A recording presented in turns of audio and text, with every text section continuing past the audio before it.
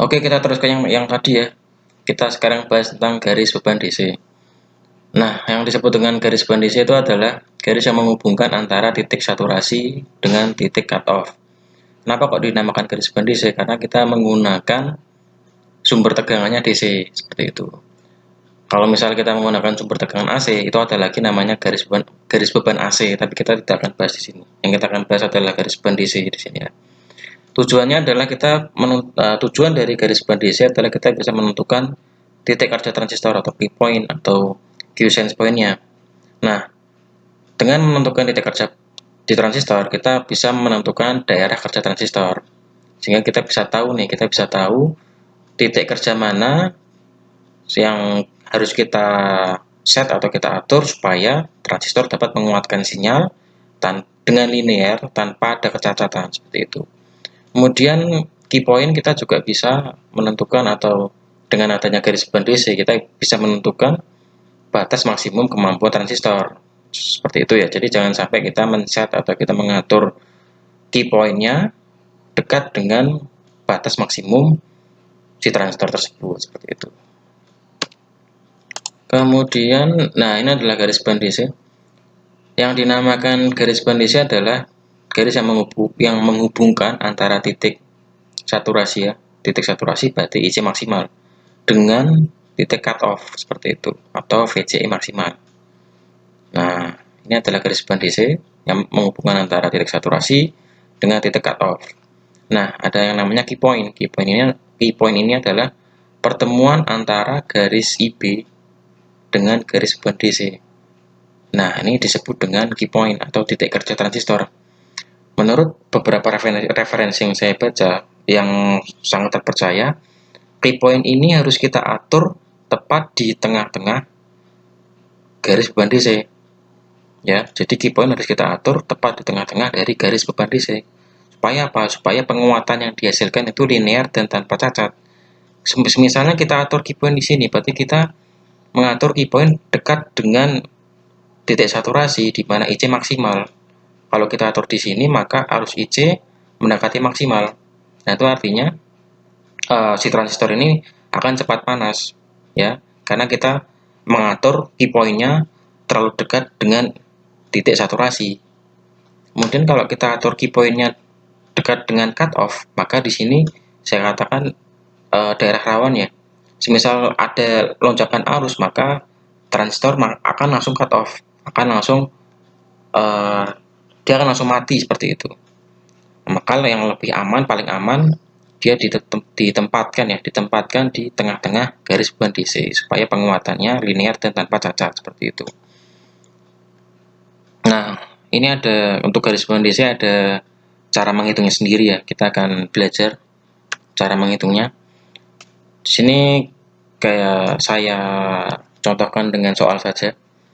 Di sini saya punya RC atau beban kolektor 1 k ohm, beban basis 47 k ohm dengan VCC-nya 12 volt, betanya 100. Sekarang yang ditanyakan adalah berapa V basis, berarti VBB di sini yang dibutuhkan supaya transistornya on.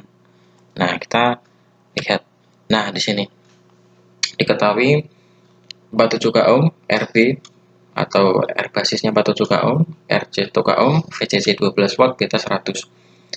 Yang pertama kali kita cari adalah arus IC-nya. Arus IC sama dengan VCC sama dengan RC. Kita karena yang ditanyakan adalah berapa VBB supaya transistor on. Berarti kan kalau transistor on ini kan dalam keadaan saturasi ya. Gitu. Maka kita langsung aja cari IC saturasi. Nah, rumusnya adalah VCC per RC. 12 bagi 1000 k ohm, 1000 ohm, hasilnya adalah 12 mili ampere. Ingat ini adalah arus kolektor ya. Satuannya mili ampere. Kemudian kita cari arus IB dengan rumus beta. Beta tadi kan kita sudah bahas, rumusnya adalah IC bagi IB atau arus kolektor dibagi arus basis. Sehingga kita dapatkan arus basisnya 120 mikroampere. Nah, setelah tahu arus IC berapa, arus IB berapa, kita bisa mencari arus atau tegangan VB-nya. VBB-nya berapa? Caranya arus basis dikali R basisnya. Berarti 120 mikro dikali 47 k ohm, hasilnya adalah 5,6 volt. Berarti dengan kita mengatur tegangan basis di sini 5,6 volt, akan muncul kita mengatur tegangan ya, tegangan basisnya di sini 5,6 volt, akan muncul arus sebesar 120 mikroampere dengan tahanan 47 kilo ohm, sehingga bisa mengalirkan arus maksimal di sini 12 mA arus IC maksimal di sini ya, dari kolektor ke emitter ya, arus IC. Nah, sekarang pertanyaannya, sekarang gimana semisal kita ubah basisnya atau VB-nya kita ubah, tegangan basis kita ubah menjadi 3 volt ya. Dari 5,6 volt kita ubah, kita turunkan ke 3 volt. Berapa besar arus IC dan VCN-nya, seperti itu.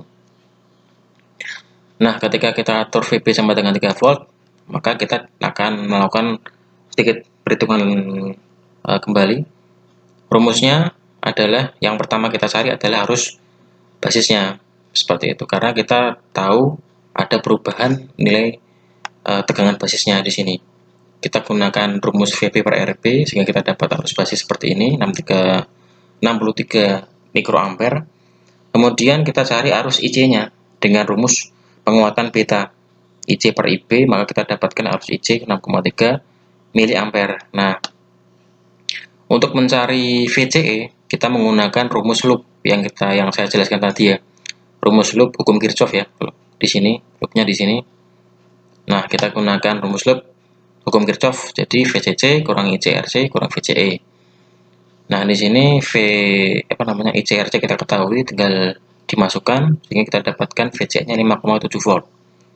Ya, berarti dengan kita men-set tegangan basis 3 volt di sini ya. Ini 3 volt, akan muncul arus IB sebesar 63 mikroampere dengan tahanan 47 kilo ohm, sehingga bisa mengalirkan arus IC sebesar 63 miliampere dengan tahanan 1 kilo ohm dengan VCC 12 volt, seperti itu. Kalau kita gambar garis beban DC-nya, nah ini tadi yang soal 1 ya, yang soal 1 yang sebelum kita turunkan tegangan basisnya. Nah, kita dapatkan 120 IB 120, IC 12 mA, VCE 0 volt.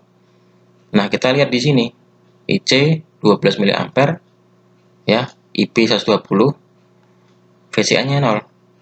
Nah, berarti kan kita men-set transistor dalam keadaan saturasi ya, on, seperti itu. Tapi di sini kita men-setnya dia di titik saturasinya atau di batas maksimumnya. Ini tidak diperbolehkan ya, karena kita men-set key point-nya ada di sini, kita men-set di daerah saturasi atau di titik saturasi, kita men-set key point di titik saturasi, itu tidak diperbolehkan, seperti itu. Harusnya kita men-set key point-nya ada di sini, di titik ini. Kemudian kita dapatkan soal kedua, setelah tegangan basis diturunkan menjadi 3 volt, kita dapatkan IB 63 mikroampere, IB 63 mikro, IC 6,3 mili, VCE 5,7. Nah, di sini kita dapatkan arus dengan arus IB 63 mikroampere, kita dapatkan arus IC-nya 6,3. Nah, ini kita lihat key point-nya berada di tengah-tengah, atau ya ini bisa dibilang di tengah-tengah ya, kita bisa katakan di tengah-tengah garis beban DC.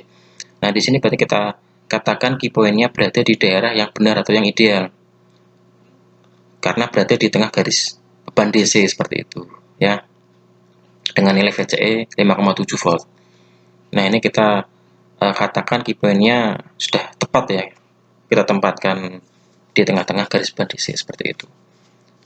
Nah, dengan key point di tengah-tengah, maka kita akan mendapatkan penguatan yang linear dan tanpa cacat, seperti itu. Sudah paham ya kita dengan perhitungan VBB awal, kemudian VBB diturunkan ke 3 volt, kita dapatkan key point yang berada di tengah-tengah garis DC.